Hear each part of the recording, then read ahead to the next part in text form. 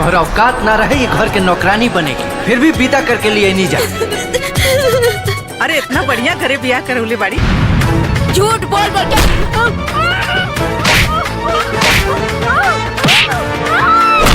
भोजपुरी के देखे वाला लोग उस सब कोई के सांझे बिहाने चैनल पे स्वागत बा। आज हम जो ना फिल्म के ट्रेलर के रिव्यू करे खातिर आइल बनी। ये फिल्म के नाम क्रांतिकारी बहू। क्रांतिकारी बहू फिल्म के लीड रोल यानी कि एक्ट्रेस बाड़ी भोजपुरिया इंडस्ट्री के हर दिल अजीज, हर युवा दिल के रानी यानी कि काजल राघवानी।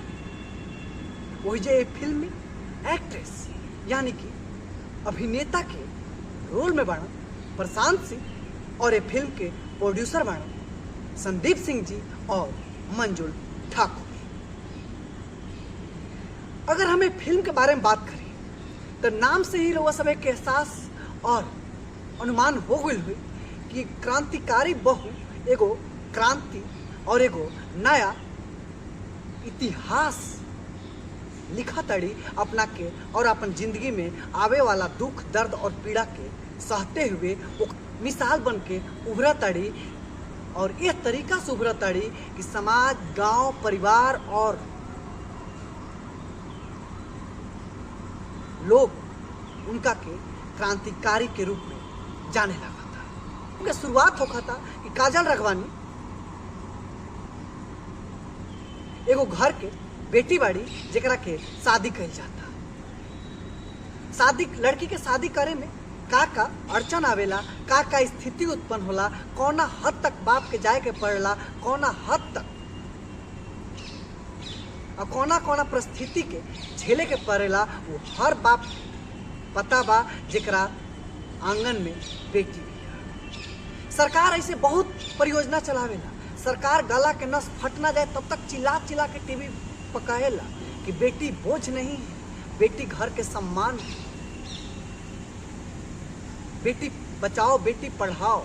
लेकिन वो सब प्रचार प्रसार और किताब के पन्ना तक ही रह जाता। वास्तविक जीवन में एकर तनिको प्रकोप और तनिको असर नहीं है। तबे तक आज के ये 21वीं सदी में भी अगर कोई के आंगन में बेटी के जन्म हो जाला तो खाली ओकरा मुंह से ही निकलेला कि लक्ष्मी आई बाड़ी। ओकर अंदर के कलेजा वो आगे आवे वाला 20 साल 21 साल के सोच के कांप जाला, ठहर जाला, रोंगटा खड़ा हो जाला।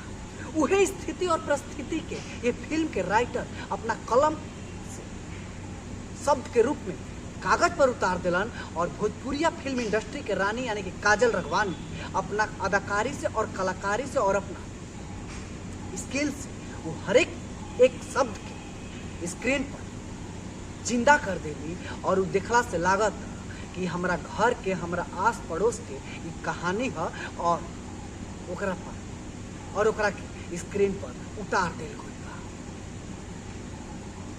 ये फिल्म के शुरुआत होता था कि काजल राघवानी वो घर के बेटी बाड़ी और वो घर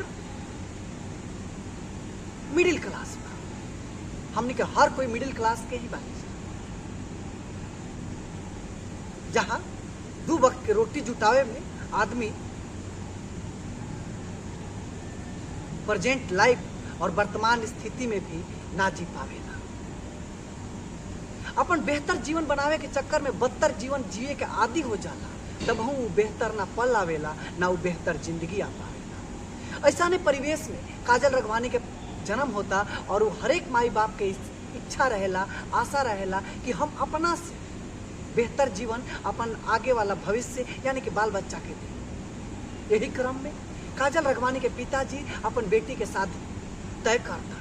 वो तय करे के समय में करत समय में अपना औकात से और अपना क्षमता से ज़्यादा दान दहेज देवे की स्वीकार कर लेता है और वो दान दहेज देवे में असफल हो जाता है। जब वो असफल हो जाता है, जब वो दान दहेज देवे में असफल हो जाता है तो लड़का के बाबूजी कहता है कि हमारा बेटा बारात लेके तो हम आ गइल बानी लेकिन मंडप में ना जाए।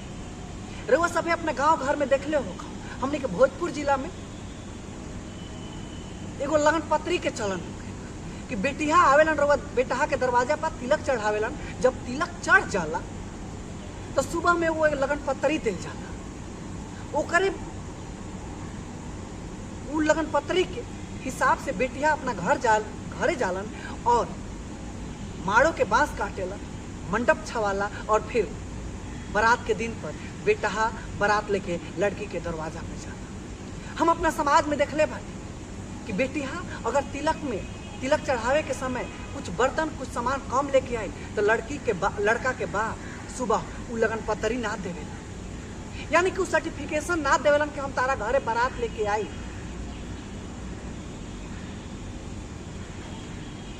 अब रउए बताई कि जौन रिश्ता के बुनियाद पैसा पर, फरेब पर,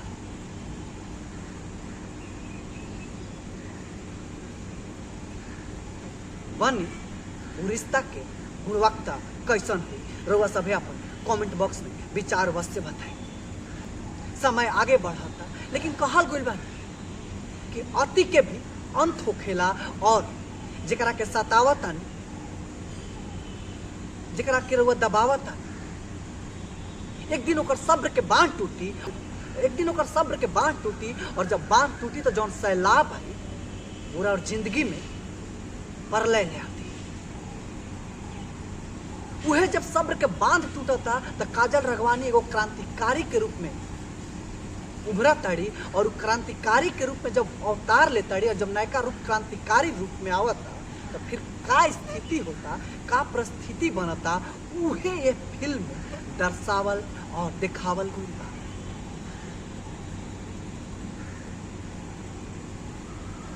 एगो हमनी के समाज के गंदगी, समाज के एगो कोड़, समाज के एगो कुष्ठ और समाज के एगो विकृत मानसिकता से लबरेज लोगन के चित्रण कइल गइल बा ये फिल्म। ये फिल्म के ट्रेलर और ये फिल्म हमनी के सब कोई के अपना माई भाई भौजाई और बहन के साथे बैठ के देखे के चाहिए। बहू बेटी बन पाई और बेटी बहू बन पाई। और ये तमाम परिवेश ये फिल्म एक्ट्रेस जौन बाड़ी काजल रघवानी वो अपना अदाकारी से, कलाकारी से ये फिल्म के